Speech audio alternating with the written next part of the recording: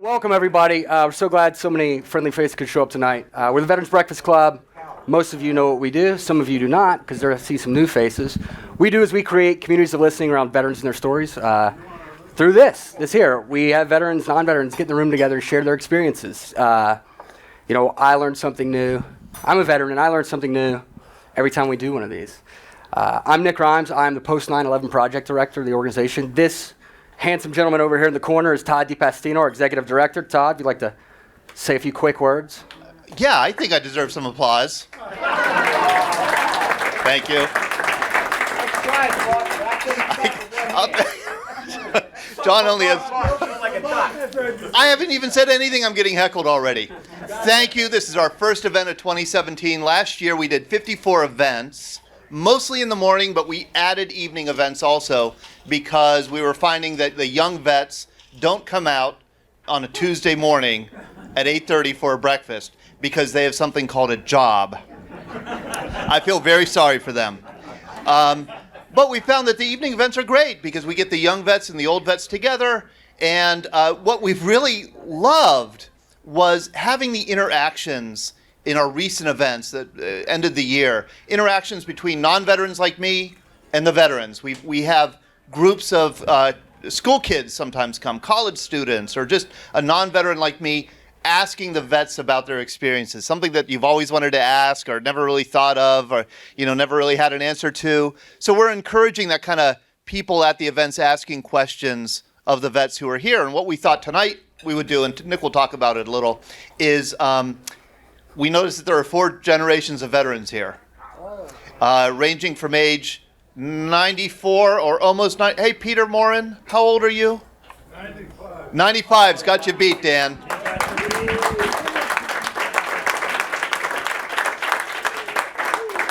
So we have veterans ranging in age from 95 to, I'm guessing, late 20s. Trevor. Trevor? How old are you? 23. 23? Just a baby. He's too young. Yeah. So what a wonderful, just select, slice of history we have.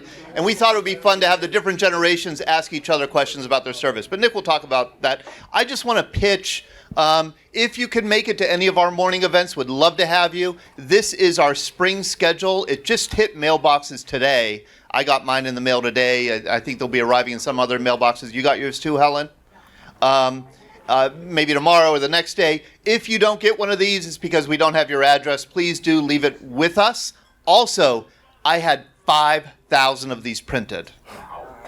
I only have so much room in my garage. I brought, I think, 400 tonight. So please, if you go to a Legion or VFW or library or wherever you might go, school, anywhere where you think people might be interested in attending our events, take a stack with you and distribute them. That's how we get new people. So thank you for coming tonight, and I look forward to hearing the stories. I'll throw it back to Nick. I was going to introduce Kevin, but he just stepped out. Now he's back. This is Kevin Farkas. Kevin is our multimedia director. He's basically the man behind the curtain. He makes everything sound great. Kevin, I know you have some instructions for the audience tonight. Oh, instructions. Thanks, everybody, for being here. Wow, what a great crowd. Some new faces. I was about to say old faces, but I'll say familiar faces instead. So we are recording tonight. As a matter of fact, we are live streaming to the internet right now, so to the world. So if you get a hold of the mic today, we want to make sure that you sound great on the mic. I'm trying to get that turned down right now. Number 2 up, please. Okay, so we have our little audio crew over there. We're live streaming. So if we get into a little bit of feedback, bear with us here. It's a little bit of a tight room. But if you get this microphone, hold it like this, point it at your chin, hold it kind of close, and we'll make sure that it sounds really great in the room here as well as the internet, because this will be recorded, as we always record our storytelling events. But the live streaming is something new for us. We're very excited. We're going to try to live stream as many as we can this year to the internet. And we did about 8 of them, 8 or 9 last year, and they were really, really popular. People all over the world tuned in and listened to folks at the breakfast. So very excited about that. And one last thing.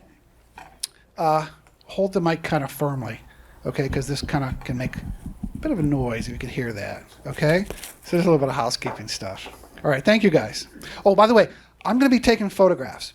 So this is another thing that we do. We record the stories, but we also take photographs that go with those stories. Photographs go into the archives. So you're going to see the flash going off around you. So don't pay no attention to me, okay? So I just want to get your face for the record, okay? Thanks. Thanks, Kev. Oh, Todd. Real quick, we got a PSA. Jordan, we have Jordan Bailey here from PA Serves. Todd, if you want to pass Jordan the mic. Thank you, Nick. Thank you, Nick, and thank you, Todd, for being so welcoming and allowing us here. Hello, everyone. My name is Jordan Bailey, and I'm from PA Serves. We offer a service free of charge.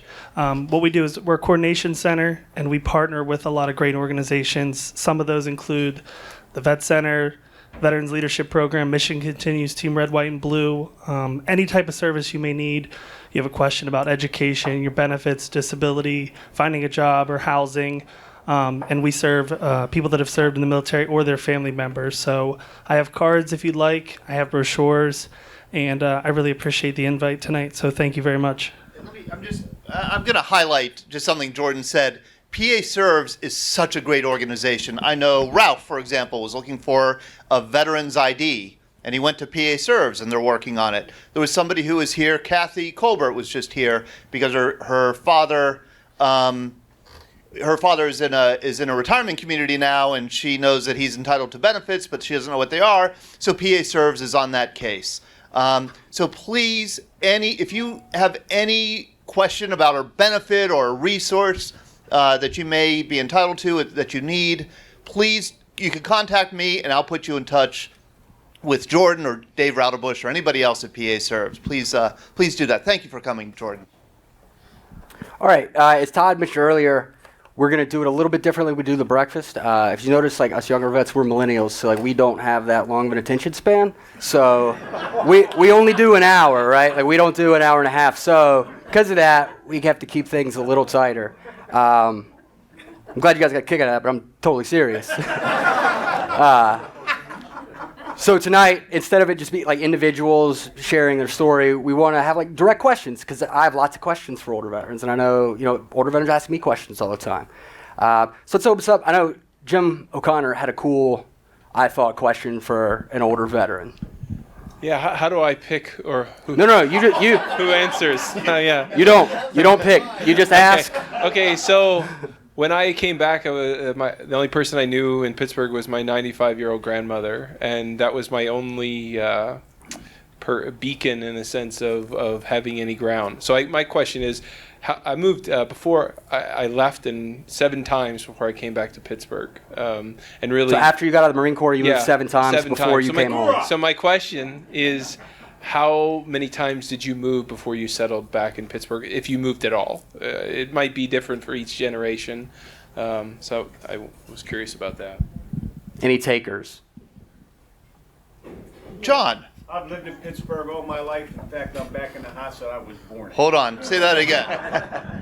I said I've lived in Pittsburgh all my life. I grew up in the South Hills here in East Brookline.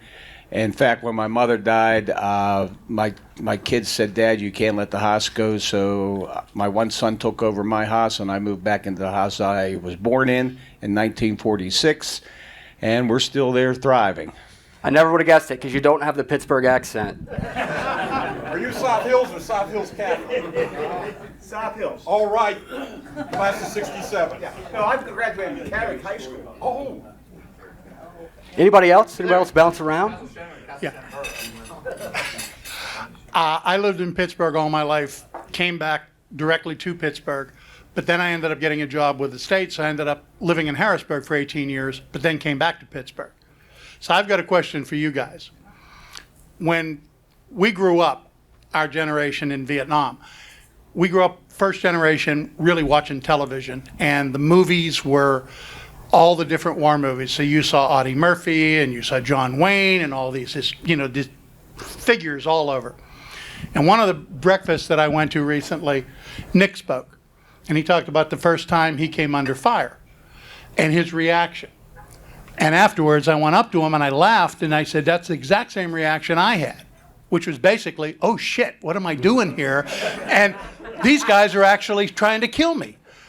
But I was expecting this grander than life figure to come out and take charge. John Wayne, Audie Murphy, they're going to tell us what to do. And I looked around and it was just us. So when you guys grew up, you had a whole different experience because of what you watched and how you grew up, etc. Aside from the fact that what drew you into going into the military, the first time that you actually came into combat or were shot at or whatever, what were your expectations? I mean, what did you think was going to happen as opposed to what really did happen? Wow, wonderful question. That's there. good. While we find That an is- answer for that, I want to say I looked around, it was just us. Like, that's that realization. It's so weird. It's like, oh, it's just us. Okay, whoa, it's just us, guys. Like, we're all like 19. I don't know if it should just be us. Joel. Thank you. Joel Laudenslover, United States Marine Corps, Infantry, 0331 for all the Marines. You know what that is. 51. Hoorah! So, for my first experience in combat, a lot of the movies that had come out prior had been, Jarhead or Generation Kill, which is technically a miniseries. So I expected it to be something like that. In reality, there was that. A little closer. In reality, there was that big moment where your butthole kind of puckered up, to say the least, as the rounds were going by and everything like that. But another part that really ended up happening, and I know it may be cliche to say that a big part of the training did kick in. There was no, obviously, historical figure standing by going, you got to do this, this, this. But it ended up just being a bunch of Team Marines dropping down and returning fire, as like we'd done every single range up until that point. It became such a mechanical process. And a big thing that made partly the reason why I enjoyed aspects of combat is the comfort of just knowing what to do without having to tell yourself. Just having that body react and having that adrenaline flowing and knowing almost kind of where your place is in that exact moment in support of your team, in support of your brothers. And that was a big part for me. Can I ask you, did you feel, so it sounds like you feel like you were more than adequately trained for what you encountered. Would you say that's true? I would not say more than adequately trained. I would say we were trained enough and comfortable enough with the brother beside us to lay down suppressive fire and maneuver. You certainly get better at it after a while, though. You do get better at it? Yeah. Do we got any older guys tell Older us guys? their experience? John, you count as an older guy. Well, my experience is I think a lot of happens is when we were going to Nam, a lot of the veterans were coming right out of boot camp, 13 weeks, boom, and they were in a combat zone. I was fortunate enough that I went through a lock-on down Camp Lejeune, and then I went on a cruise, and we did a lot of like beach landings, and we also went through jungle training when we were in Panama at Fort Sherman, which was a Green Beret camp, the Army Green Beret camp. But I think to say what I'm going to do when I'm in combat, I mean, you, in the Marine Corps, they teach you a little bit of gung-ho. Like, can you walk that wall? Yeah, that wall ain't nothing. When you get in combat, you do react, as the young gentleman said. But you never know how you are going to react until you get that first round fired at you. And unfortunately for myself, it took us about 5 days to get from Da Nang to our base camp, which was Hill 37, 3rd Battalion, 7th Marines. And we didn't get a weapon until we got to Battalion Hill. So we're on this 6-by leaving regiment to get to the hill, and there's a sign, last ambush 2 hours ago, whatever, it was called Liberty Road. Well, we get about halfway down Liberty Road, about 10 minutes before it's supposed to close, and we get ambushed. Now, we have one rifleman and a lieutenant with a pistol. Well, fortunately enough, it was only like a mile between, and they had a tank. Well, they come in and took out the brush line, and we moved on. But at that moment, I'm thinking, my God, what am I doing here? I can't even defend myself, and I'm laying in a rice paddy. So it's just, you don't know how you're going to react. I've seen gung-ho Marines that were ooh-rah and big and tough fold under fire, or fall under the first fire. So it's complete reaction to that individual, and that has nothing to do with how manly you are or how unmanly you are. It's just a personal thing. But as the young man there said, you are trained enough to react, and that's what I think they teach us all in basic training, Army, Navy. You know, it's like, don't ask why, you know. Marine Corps saying, mine is not to ask why, mine is but to do or die, semper fi, you know. So that's where it sort of happens, you know. You just react to that moment. And the more training, I wish to see everybody have specialty training before they got into a combat zone, because a lot of the young boys that were coming over when I was over there in 67, 68, if they didn't have, other than ITR, BST out of Geiger, a lot of them were getting hurt quick because they still had that mentality of nobody can hurt me. I think we're on to something already here. I like where this is going. So, you said you got, how many days did you have your rifle? How many days? When did you get your rifle? 5 days in the country. 5 days in the country. That is terrifying to me. Justin, Luke, how long did you guys have your weapons, your issued individual M4, M16? They were with us when we got off the plane. You took them with you, right? Yeah. How long had that particular weapon been assigned to you? All the way, like, leading up. I mean, as long as I've been It's like a year, right? Yeah, like yeah, a year, 2 at years? least. Like Yeah, you well, knew that weapon with that inside unit and I out? was new to, so 6 months. 6 months, okay. Like I had mine for 3 years before I got on a plane, right? Like say I knew that weapon. That was my serial number. Well, what happened was that we were trained on a 14. But when we got the NOM, we went to the 16. And that's a world of difference. Yes, it's a whole world of. I had never seen a 16 until I got to NOM, and like I said, so we didn't bring our 14s with us, and we got into country. Like I said, we didn't get our until. So that's a weird transition, right? Because 14s are single shot. It's got like typical like hunting stock almost. 16's full auto. Like that's just because you can shoot one doesn't mean you can shoot the other. I've seen plenty of people that can't. Well, 14 will go into full auto too. It was? But how big was the clip for that? 20 or load 18. They never loaded 20 because you didn't want to mess up your. So when did you zero that weapon once you got it? We didn't. This is one of the reasons I'm glad I was not in Vietnam. Yeah, we didn't have training to zero in our weapon, but you as an individual did. And the M15, M16, they were a nice weapon, you know. I mean, you could hold a pattern, you know, like you could stand at 100 yards and fire freehand, and you were pretty much on point. And if you didn't, you know, you would know what to do. But now, whereas you're 14, you had to dial that weapon in. You know, like when we qualified, we were on the range for like a week before, you know, dialing in our windages and elevations and that, because we had to qualify at 100, 300, and 500, and that was with iron sights. There were no scopes. Was that experience for most Vietnam veterans? Like you didn't take a weapon with you. You didn't. That 16 when we first got it was the biggest piece of crap ever made. 90% of the guys didn't know if it was going to fire when you were pointing it at somebody. And then it was too late if it didn't fire. They had a lot of bugs in that thing when it first came out. The 14 was you could drag that thing through the mud, through the rain, dirty as hell, and it would fire every time. That 16, if it got a little dust on it, you were sweating bullets. You always try to put a baggie over the barrel to keep any moisture from around the barrel. It just was a nightmare. What about your heavy gunners? Like, how did they determine who was going to be carrying the pig or, you know, any of the crew serve weapons? We had what they called weapons platoon, and they assigned us to our company platoons.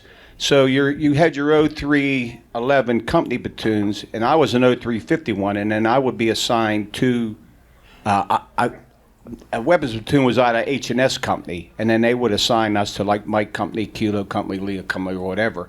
It may be a squad, and so we called that a reinforced company. But yeah, you just like machine guns was that way, mortars were that way. Any of your like 0311, 0341, 0351. Now, 51s were 106s, recoilless rifles that we carried on our mules, 3.5 rocket launchers, and flames. Good stuff. Can I get back to the other questions we had about Please. first coming under fire? Again, to the young vets, how did the real experience of coming under fire for the first time differ from what you imagine it to be? And do you imagine it to be? I mean, when you're being deployed, do you think, what is it going to be like when I come under fire? Do you worry about it? Do you imagine it? Or is it something... Of course you worry about it. I don't know, Nick. That's a given. If you're going somewhere people are going to shoot at you, you're nervous about You're a that. little It's nervous fair to about say, that? yeah. Okay. How... Ryan, you got to... Yeah, your first time... Do you remember the first time you came under fire? Yes. Yes? That's something you don't tend to forget. Okay. So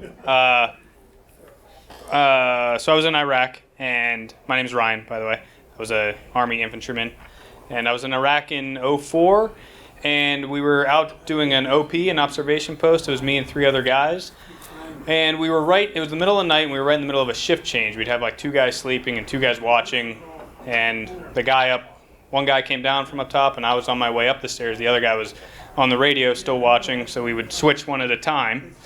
And I was on my way up the stairs to the rooftop, and Iraqi rooftops typically have a small wall around it, usually about 3 or 4 feet at the top of every roof. So I was coming up the stairs, and I heard gunfire, and I was like, oh boy, here we go, right? So I ran up the stairs, and my buddy's all by himself because we were in the middle of a shift change, and he's on the radio and he's calling it up, and I have my assigned weapon was an M249 SAW, which is a squad automatic weapon. It's a belt-fed, fully automatic, smaller machine gun. So I ran up there, and I was like, what the hell's going on? He's like, we're taking fire. I'm like, oh, well, no kidding. I'm like, which way? I'm like, that'd be helpful. So he points it, he's calling it up on the radio, and I run over and I throw myself against the wall to get behind cover, and I was all pumped up. And I was all like, yeah, here we go. We're getting into it. We're doing what we're here for, right? And I took my weapon off safe, and I was just about to pop up over the wall, and the thought immediately entered my mind, as soon as I reveal myself, I could get shot in the face. I remember that very clearly, I could get shot in the face right now. And so I popped up. You could barely see anything, so I fired at some muzzle flashes, and I was like, ba-da-da, ba-da-da, ba-da-da, let loose a couple of bursts of fire. And so then at this time, everyone's awake, so the other 2 guys come running up to the top of the roof.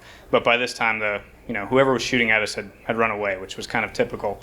And we were out there dealing with the situation, calling it up to higher, and the sun was just starting to come up, and my team leader asked me, he's like, how many rounds did you fire? What'd you see? I'm like, I don't know, I think I fired 12 or 15 rounds, I don't know, whatever. And the sun comes up, and literally I'm just surrounded in brass. There is just like a whole belt of ammunition. I'm like, I don't know where that came from. It must have been here when we got here. I don't know. But I just, that's what I remember. That was my first time. Did it take a while to come down from that experience? I imagine the adrenaline is sky high. Yeah, I mean, it was pretty crazy, and I was all pumped up. After the first initial shock, and I felt like I scared them away. Yeah, that was all me. Bring it on, right? But yeah, it was exciting, but then like really scary, and then exciting, and then as you come down, you realize I could have just died right there. Yeah. Yeah, but there's also that feeling of like relief too. It's all right, so that's over now. That happened. Yeah. I don't have to be afraid of how I'm going to react anymore. I know that I'll be able to do what I need to do, which is comforting. It's comforting. You don't have to lay awake thinking am I going to be the guy that can't do his job? Right. Right. Yeah. Can I ask? Let me ask our senior veteran here in the room, Peter Morin. Peter was on an LST, a landing ship tank, in World War II, and I think, Peter, that your first time under fire was the invasion of Sicily in July 1943. Is that correct? Yes. And yes, we got an aircraft Messerschmitt and he dropped a bomb, 250-pound bomb, and hit us right in the middle of the ship.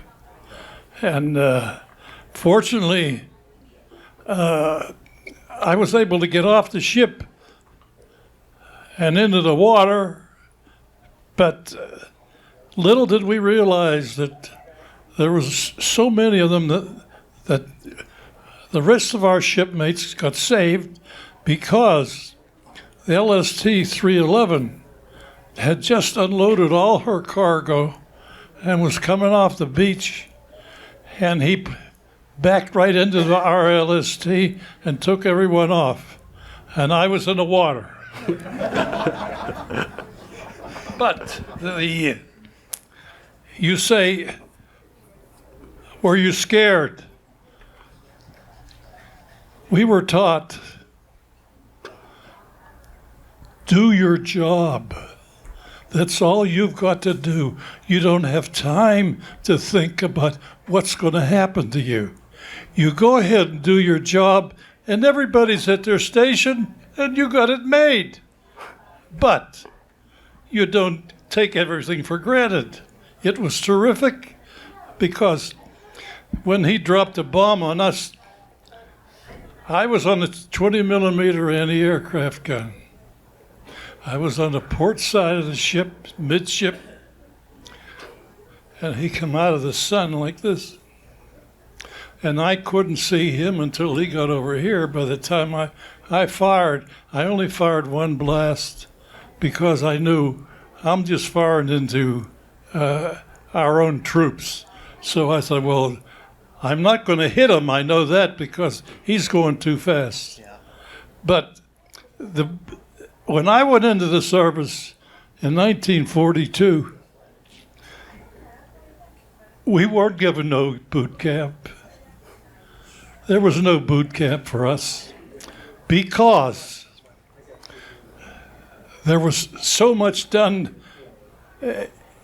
because they needed personnel to man 1,000 LSTs. Consequently, we didn't get any boot camp training. I never even seen a swimming pool or anything. The only water I seen was at Newport Bay. Otherwise, we was never in the water. The only thing we did was march. And after 6 weeks, we was sent off to service schools. Wow.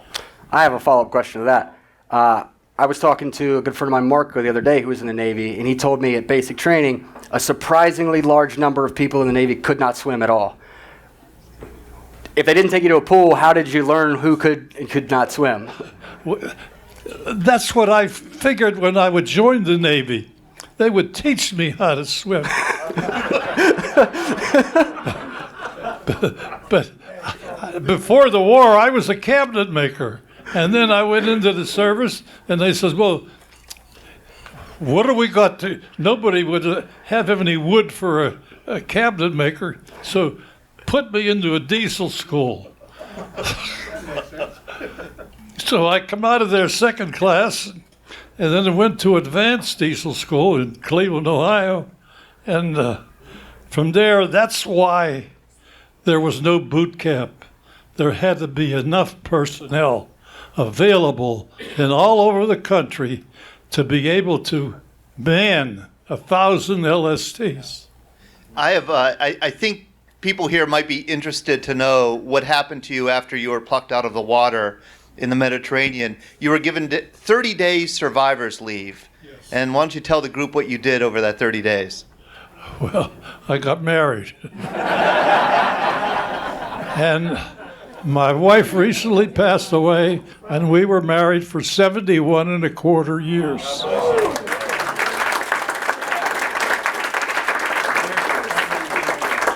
And you came back to Pittsburgh and got married, and you joined your new ship, the new LST, which was manufactured here, right, by Draveau? No, I'm down in American Bridge in Ambridge. Okay. And we took it down to the Ohio River. And I got to tell you something. The first LST we got on, we had a crew of 5 people who knew all about the LSD. So we're greenhorns. We don't know nothing about water. How many people here know have boats? You may have boats, but you have little rowboats. But then you take your spot in the line, and oh boy, and you're having so much time to be able to do what you really have to do. So consequently, you have to be able to do your job. That was the only thing, the biggest thing that I was ever taught. One little question, one little incident. I was a family of 7 children, and I was in Washington Trade School. And they said to me, I had 1 more year to go, so I said, I'm going to quit. So I quit, and I joined the CC camp. There's where one of the biggest things that happened. It was very good, because you learn to take an order. And then I took the CC camp and come back home after 6 months. And I went back to school, and this little teacher from Washington Trade, she says, she's one of these elderly people who knew exactly by looking at you what your conditions are. So she said, I got a job for you. I said, okay, you can sweep the floors here 5 days a week, and after a month you'll get $6. But you don't get $6. The $6 went home. When my mother cashed a check, and she gave me a dime. And I had to save that dime. I wouldn't spend it because I wanted to go to the baker shop and get 4 donuts for a dime. So at the end of the year, my mother says, here's the last check, $6. I thought to myself, what am I going to do with $6? I never seen $6 in my life. So I went down to the 9th Ward, and the guy said to me, what are you looking for? I said, I want some decent clothes. So I looked in the window and I found a pair of herringbone tweed brown pants and the flat plain back. And I said to him, how much is that? He says, $1.95. I says, good, I'll take it. So I come back, going out the store, in one of them side windows, I looked again. Boy, there was a sweater, the same colors. I says, I got to go back and see if I can get that. So I went back in and I told the guy, and he says, $1.95, I'll take it. So I'm going down, the next door is Book Shoe Store. A lot of people know about Book Shoe Store. And I looked, and here was a pair of brown suede shoes. I thought, Glorioski Zero. Here. I went into the store, and I said to the guy, please, how much is those shoes in the window? He says, $1.95. I said, I'm going home, I'll be the best dressed kid in Lawrenceville, and still have 15 cents in my pocket.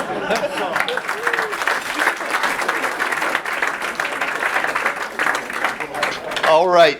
We have another World War II vet, Dan Gamiliano, who is 93, and you were in the 26th Infantry Division, the Yankee Division, which fought in Europe in the Battle of the Bulge and elsewhere. Dan, do you remember the first time you came under fire? Well, I've been listening. I'm not saying that when I went under fire. What I've been listening here today about everybody went under fire. But me, there was a good time in the service. And this time, I want to explain it to you. As we were fighting, I was with George Patton's army, and we got up after the Battle of Bulge. We got up above a place called Reims, France. Now, if anybody knows where Reims, France is, it is noted for one of the champagne champ of the world. And so anyhow, our division, we moved into this position, and there was no firing or anything. I think we had the Germans on the run. So anyhow, somebody, as we settled, I was in the artillery, Philly artillery, and I was an ammo camp driver. Somebody spotted a catacomb. Now, I'm saying this because Todd here mentioned about the wine I'm drinking here. I know where this is going. Okay, so anyhow, we get into this here position here, and one of the drivers, they call a catacomb. That's a hole in the mountain, I think, or something like that. And what they do?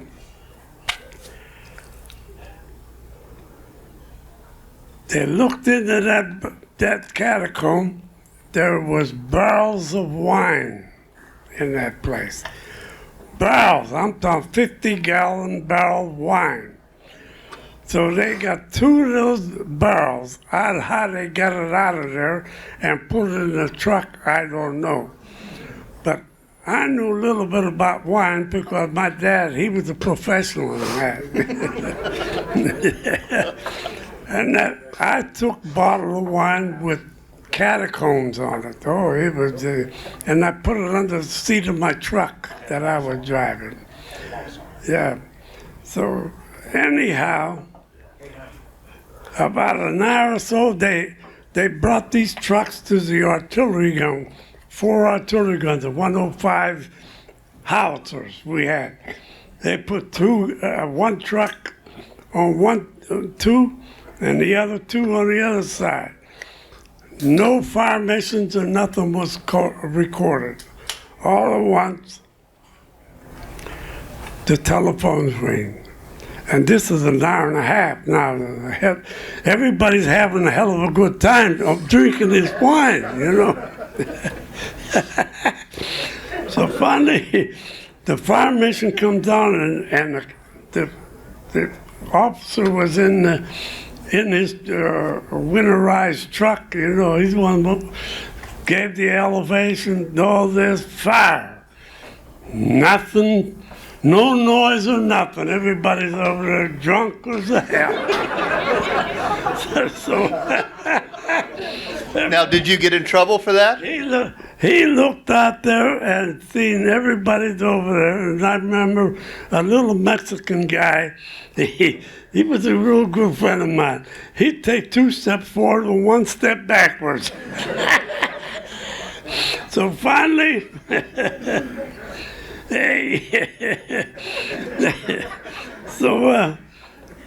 he got out of there and grabbed the first axe on the truck that was there and broke it. And the Germans now was smelling the wine. We were drinking it. So anyhow,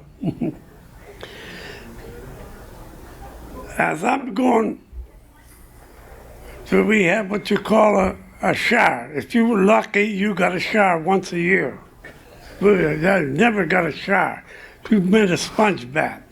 This is World War II. So anyhow, I got to be the pleasure of driving a bunch of guys back to get a shower and come back.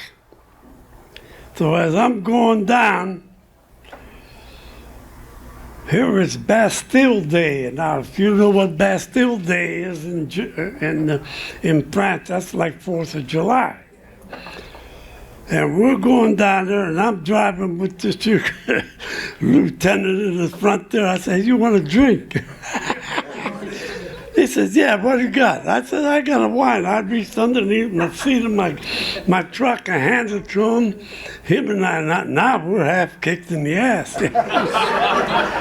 So anyhow, as we hit the pit, here comes a parade up the road. Oh, they're marching. I said, what do we do? He says, go through them. And we went through them. They all split apart, let us go through. And it was a good time we had. Thank you, Dan.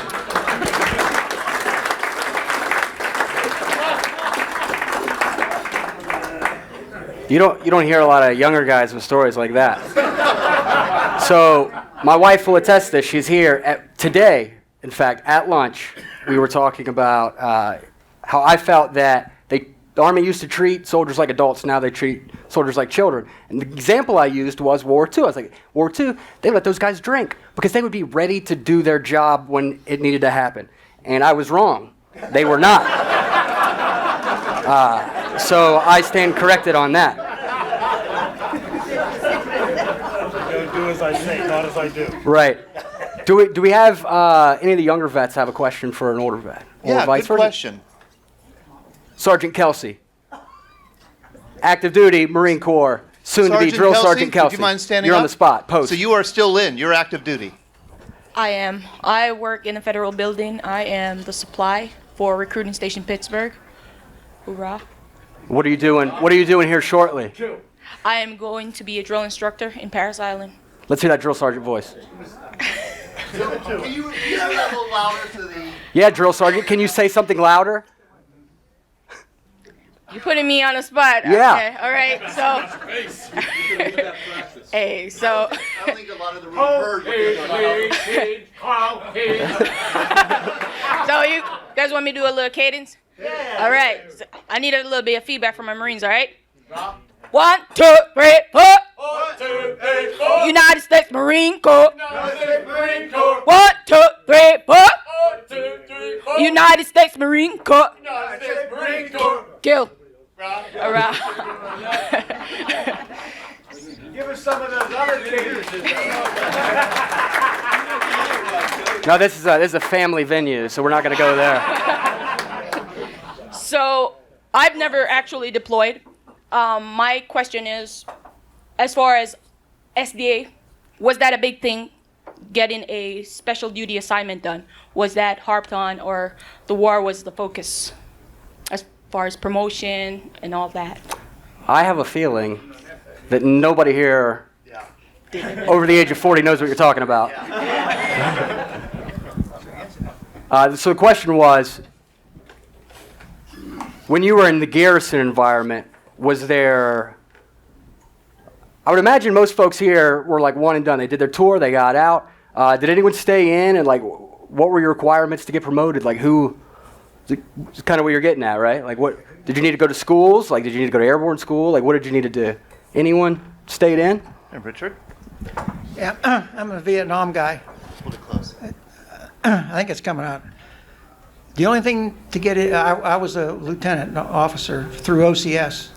The only thing you needed to do to get promoted was stay alive.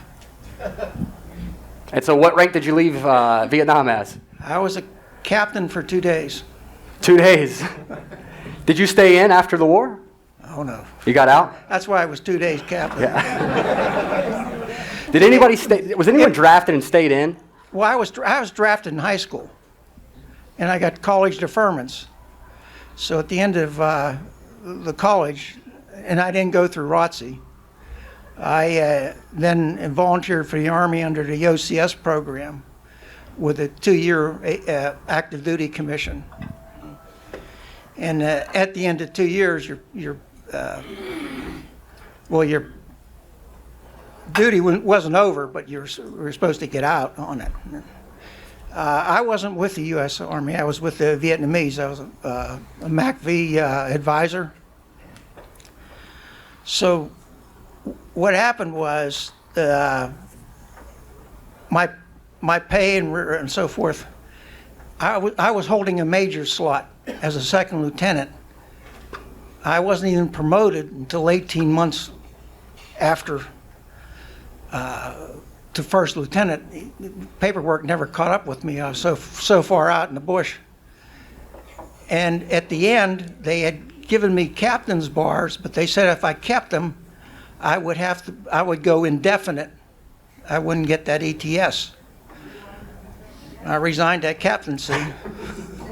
Did you think twice about it? I already had a few Purple Hearts, so. Fair enough. All right. I was out, and I went right to inactive then. The guys that came out of combat went right to inactive at that time. But for a lieutenant, all you had to do was live. Yeah, I think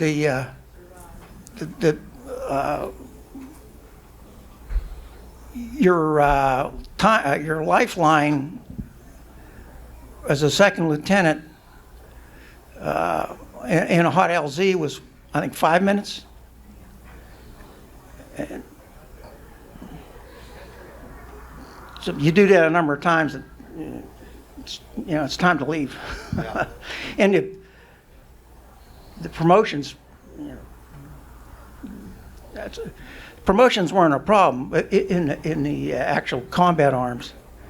The problem was, you got to live through it.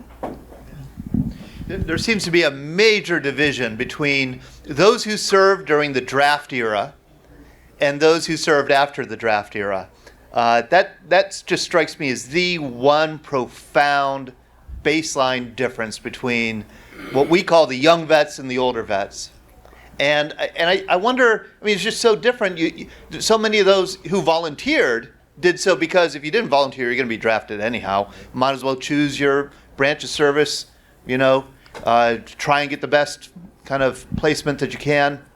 So young vets, one of the reasons we do these events is there are so few of you. The military today is the smallest proportion of our population since 1938. 0.5% serve in the military. When you guys were serving, that was World War II was 10% of the population serving in the military. When you were serving, it was probably 7 or 8%. But we have such a small percentage who have served. I think there's such a gap between those who served and who serve today and those who don't, like me, who aren't veterans. So we don't really know what your lives are like. We don't know what your experience is like. And I think that's one of the reasons we're having these events. Yeah, Richard. On the NCOs, I was in a small team of 3 guys. Well, most of the time 2 guys. But the NCOs who were with me, all they had to do was survive combat. Didn't have to survive all the crap back in their barracks in a normal, type of army outfit. So they didn't salute anybody. And I had one guy. That's a long story. One guy. It was a E6. When we weren't actually getting shot at, he was drunk. But as soon as the first bullet came through to us, he was alive and knew what to do. You can't do that in the current situations. All you had to, and these guys, I had a team. I had 2 guys that worked with me, 2 NCOs, and they were there since the beginning of the war. And they saw most of it. What happened was, if you extended for 6 months, you got 30 months leave anywhere in the world. So they'd go away for 30 days, come back dead broke, nothing to show for it except usual headache, and they continued on and on with it. But they were E6s, E7s, E8s. Thank you, Richard. So we got about 8 minutes. I think we got time for a couple more questions. Larry? Yeah, I want to just make a comment on something that Todd had said. We don't get a chance very often to meet the younger generation vets. And that's because when I actually had done some research, it was 30% during World War II. And it was 10% during Vietnam because we had the draft. And now I had heard 1%, and unfortunately it sounds like it's under that now to about 0.5%. You don't realize how much you're appreciated.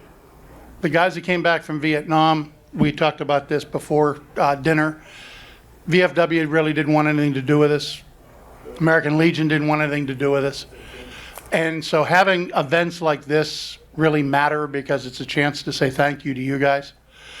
We don't always have a chance to do that, but it's a way of letting you know that we have your back. There's a brotherhood once you find out that you're a veteran, whether you're 23 years old or 95 years old. As soon as you find out that you're a veteran, and that doesn't mean you have to be in combat, that could be in any capacity whatsoever. If you're a veteran, you're a brother or sister. Because we didn't have very many sisters when I was in, we didn't see very many women. And I'd also like to make a pitch. Several of us volunteer down at the Heinz History Center, and we do military experience programs with high school kids. We do still have, thankfully, like Peter and several others, World War II vets, but they're in their 90s. And we realize that we would like to have them for another 10, 15, 20 years, but you know, Mother Nature being what she is, we know that we don't know how long we're going to have each other. We have a number of Vietnam vets, but we don't really have vets from Iraq and Afghanistan. So if any of you guys might be interested, see me afterwards. Would love to talk to you about possibly participating as well. When the kids come in, they can ask questions, and having people that are closer to their age to talk to and not old farts like us, it really helps. So I'd encourage you to also participate that way. And if you get a chance to come to the morning breakfast, that's also great. I do realize you do have that 3-letter word, job. Thank you, Larry. And that is true. I just want to reiterate, the young vets, you guys lived through a really important phase of our history. I mean, Trevor, you're 23 years old, but you lived through history already. And I think most of us need to learn that history, and the only way we're going to hear about it and learn about it is if you are there to Let me say real teach quick, the Todd, younger to Larry's generation. point. We do know how much we're appreciated because, Ryan, you went on mid-tour leave when you were in Iraq, right? Yeah. Did you fly into Atlanta or Dallas? Dallas. Dallas. And who was waiting at the airport to welcome you home? Oh, there was like fire trucks, flags. I got upgraded to first class. And how many Vietnam vets were there? I mean, there was, when I went to Atlanta, Vietnam vets as far as the eye could see, like they had flooded that airport. You guys have gone out of your way to welcome us back. And it means a lot. It does mean a lot to all of us. Well, you know what, Dick? We made a vow as Vietnam I know vets. what branch of service you were in, Tom. Yeah, Nick, as a Vietnam vets, we vowed that we would never let another generation of veterans come home under some of the atrocities we did. I was fortunate. I come into Allegheny County Airport, and I didn't have a really problem. But my wife and my little girl met me. But to get over to what the one lieutenant was saying, in Vietnam, your NCOs really ran the war. I mean, you had a lieutenant, but a lot of times he was so boot camped that he let his corporals and sergeants and run the show. You know, I mean, he would say, you know, when you'd have your meeting before you was going out on patrol or whatever, you know, he took a lot of feedback from his NCOs because he knew they had the experience. And for my young drill instructor that's coming here, I'm going to give you a song that we used to sing when we were running. Here we go to Vietnam, gonna kill the Viet Cong. Lord, with my rifle in my hand, Lordy, I'm a happy man. Sound off. 1, 2. We have one more question. Would you mind? Do we have time for just one more to squeeze in? We have 2 more minutes, so 2 more minutes? Chuck, you had a good question for the young vets. I just wanted to ask the Iraqi guys, did you get R&R, any kind of time off during your tour?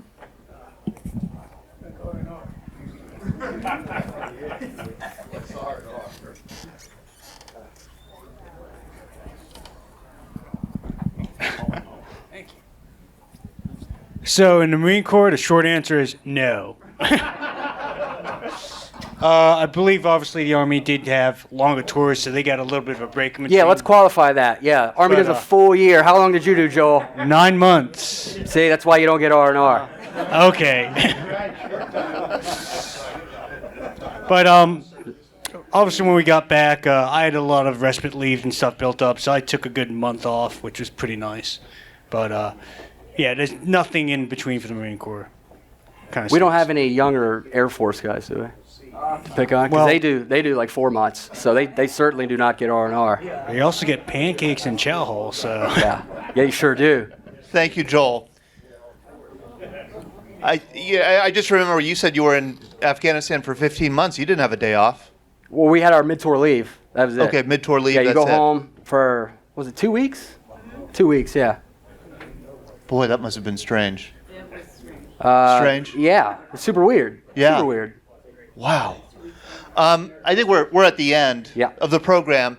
Francis, you want to make an announcement? This is Francis Hines, Coast Guard. The best second group to join other than the Veterans Breakfast Club is the American Legion. I just got an American Legion magazine the other day. It's a full-page article in there saying that as of November of this year, every vet is going to be able to go online and access everything available in the PX. You guys can't buy anything in the PX presently unless you're a retired veteran. A lot of the retired, there aren't enough people getting out. The PX is looking for business. So in November, when all the paperwork is done, all the information is going to be out. They're going to let you know, and if they don't let you know, look it up. You can buy anything you want at really bargain prices. Thank you, Francis. Thank you, Francis. All right, so we'll finish up with a quick poll of the room. How many people here know what a podcast is? That is surprising and awesome. Okay, so we have a podcast called Longest War, and it features stories of post-9/11 veterans. Everyone in this room that's post-9/11 will be on that podcast at some point. I've got a calendar. You can commit before you leave, as a matter of fact. I won't let you go till you do. But so our podcast is available on iTunes. It's available on our website. Anywhere else? It's all over the web. We would love for you guys to listen to it. And also, in a couple of months, we want to do like a live podcast, and we want to have it sort of structured like tonight, where it's like a couple of veterans from the different eras, and then just kind of like bounce things off each other. So if you're interested in participating in that, let me know before you leave. And I'm sorry, our next breakfast, our first breakfast of the year, is going to be on March 21st, a stone's throw from here at Salvatore's Banquets on Curry Road in Baldwin, not far. That's Tuesday, March 21st at 8:30. It'll be our first breakfast of the year. We do have an evening event before that in McCandless at Pizza Roma on Thursday, March 16th. But it's all in the newsletter. And again, if you don't get the newsletter, leave your address, and I'll make sure that I get one in the mail to you. And if you have an email also, do you know what email is, Peter? No. If you have an email, leave your email with me, and I'll make sure that you're on our email list. Thanks for coming out tonight. Thanks for joining us, guys.